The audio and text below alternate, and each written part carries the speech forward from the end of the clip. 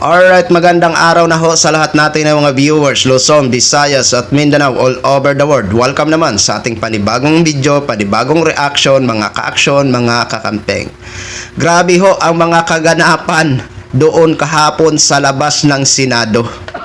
Na kung saan nga iba-ibang pinaglalaban, kasi alam naman ho natin ang pinaglalaban ho ng mga DDS, ang kanilang mga idol. Pero naman, may mga grupo naman na ang pinaglalaban nila ay para sa bayan. So kahapon nga ho, may mga konting bahagyang tensyon. Umaga pa lang, bandang mga 11 yata yon, 10, oo. May napapanood ho ako, may takbuhan, may muntik ng magsambunutan. Oh, muntik na ho kahapon, napanood ko ho yun. Grabe ho ang mga realista kahapon. Sobra dami naman ng mga pulahan.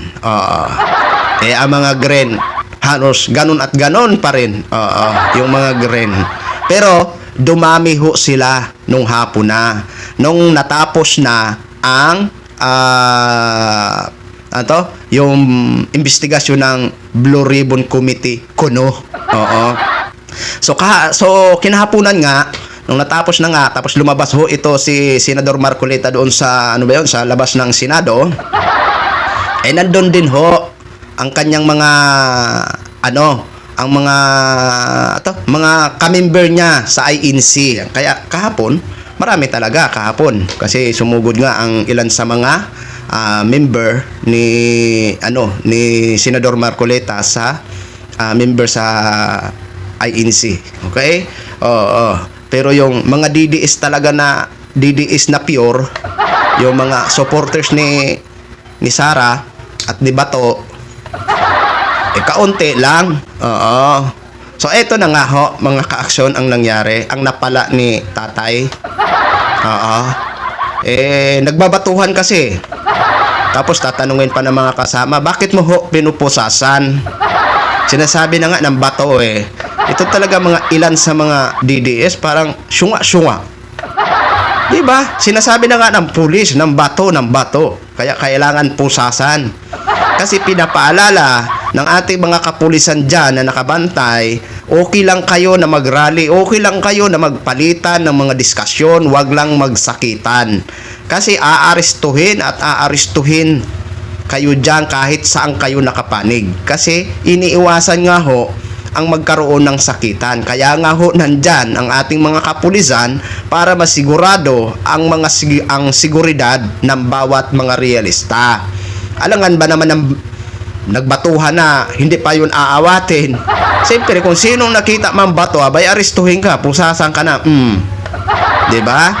Ito ho ang napala ng isang tatay na senior citizen sa grupo ho ito ng mga DDS. Eto, panoorin muna natin ang eksena, mga ka-aksyon.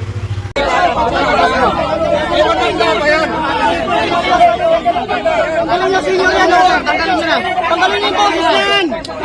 Nasaktan mo lang natin!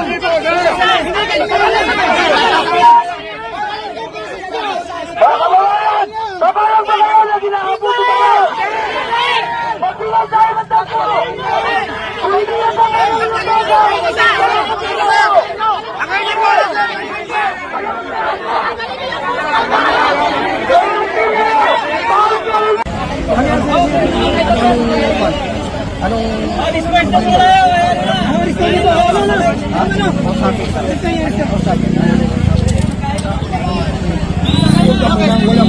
Aristahin yan. Ano bang kasalanan ko? Dali agad sa estasyon. Kaya anong pangalan mo, tay? Si Mike Hingpit. Bakit ko kayo naresto? Awan ko. Sa kanila. Anong problema lang? Check nyo, baka may baril to. Yung baril, tingnan mo.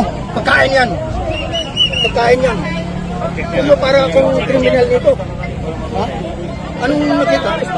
Sige tayo, pabuklat mo tayo. Ganun na ba ang gobyerno natin? Pabuklat mo tayo. Ganun na ba ang gobyerno? Pinabato kami ng pinabato rito. Pabuklat niyo yung bag. Habang nakabukas lahat ng kano. Wala problema sa amin. Ilabas ko sa amin. Hindi po kayo, boss! Hindi po kayo! Hindi po kayo! ito ginagawa ng bato, hindi kami napatuin dito, pangit. Nawala ng respeto sa amin dito. Panggugulo ang ginagawa nila. Pabuksan niyo yung bag. Nagulog lang kayo, nagulog. Kaya ano lang, nagulog lang kayo, kaya ayos na. Ayun, may nagbato dun eh. Kasi yung ulang ng bato. Binato kami. Inaawat ko lang po. Inaawat ko lang po sila. Nag-ano kami, nag-uusap-usap na nga kami ng mga leader nila eh. Eh, merong bato ng minivan. Pinagawa ko ng pingaran. Ako, tinamaan ako sa ulo eh.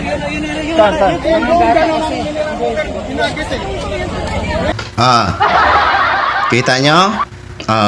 Kawawa naman si tatay. Hapon nga, may video nga ho ako na napanood na ang dalawang babae sa pagitan ng mga DDS at pagitan ng mga Marcos loyalists, muntik na ho magsambunutan kasi kung hindi lang siguro inaawat niya kaysa siguro nagpang-abot ang dalawang mga buhok kadaka nagsinambunutan talaga ho yun. Oo. Pero may mga pulis nga ho, siyempre nandyan ang mga pulis nga para gumit na agad sa mga bangayan, mga batuhan, mga ganon. Kaya yan, yung nangyari dyan sa senior citizen na DDS, wala naman yan. Pagka ano niyan, papakawala naman yan, pagsabihan yan. Oo. Di ba? Nakakatawa lang kasi, tanong pa ng tanong sila na bakit inaresto, ng bato na nga Yun yung violation niya, ng bato. Di ba? Kasi baka mamaya, kung hindi yan areston, hindi pusasan, baka hindi tubig ang ibato niyan. Di ba? Kaya mas maganda kung sinong ng bato, yan, arestuhin, pusasan, diyan ka sa tabi, diyan ka muna sa mobile. Kaya itong mga DDS, siguro, hanggat nandyan ang hindi pa nagsimula ang mga trial, hanggang lang yan. Pero okay na yan. Wala kami pakialam kahit mag-isang taon pa kayo dyan sa harap ng Senado. Diba? Kaso nga lang, kakapiraso lang. Ang iba siguro, mga 100 na lang ang natitira o 50 na lang. Dumadami lang tingnan yan pag may mga dumating na mga iba't ibang grupo na magrarally sa harap ng Senado. Di ba? But anyway, yan po, mga ka-action, mga kakamping, no? Share ko lang ho sa inyo. Kahapon po yan na eksena. Okay? Maraming salamat ho sa ating mga viewers, Luzon, Visayas at Mindanao all over the world. Ako po, ang inyong lingkod, si The Action Man. Have a good day, everyone!